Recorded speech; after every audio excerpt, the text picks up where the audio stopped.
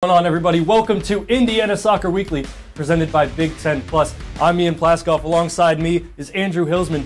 And Andrew, after starting off the season as the number 2 team in the country, the Indiana Hoosiers are 2-2-1. Still inside that top 25 spot at number 23, but just a little bit further back than they started off in the season. Now, granted, the non-conference schedule, not an easy task for them. Great competition early.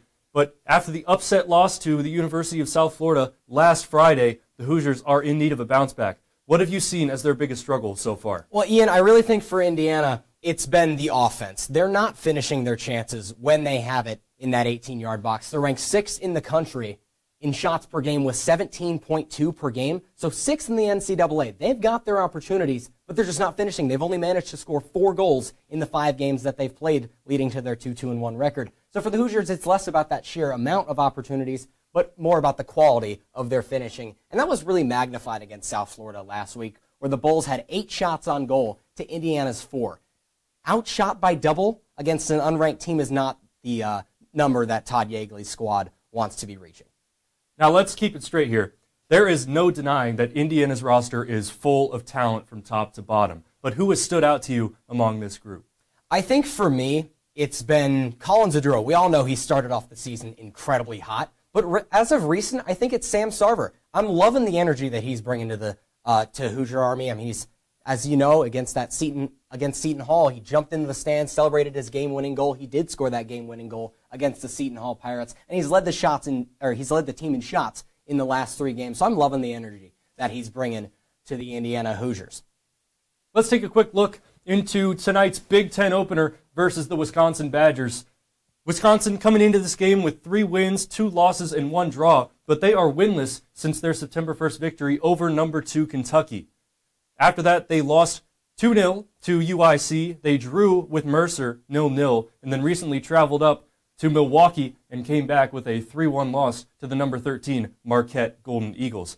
So the question is, Andrew, how does the Indiana squad match up with these Badgers? Well, with Wisconsin, we're really going to find out what sort of resilience Indiana has and how they can adapt to the unknown. Wisconsin is a team that has shown themselves to be pretty inconsistent thus far. As you said, beating number 2 Kentucky and then losing to UIC, having a draw against Mercer, and then, of course, understandably dropping a game against number 13 Marquette. But it's inconsistency for the Wisconsin Badgers. So Indiana, they're going to have to come into this game expecting anything and everything, and we're not going to know until kickoff what sort of team the Wisconsin Badgers are bringing to Bill Armstrong Stadium tonight. So I think adaptability and just keeping on their toes is going to be the Hoosiers' consistency this Friday. Now, the Hoosiers have shown in their history, especially with Todd Yeagley, that they are a resilient team. Yeagley has played 150 consecutive matches without losing twice in a row, so a big streak at stake tonight at Bill Armstrong Stadium.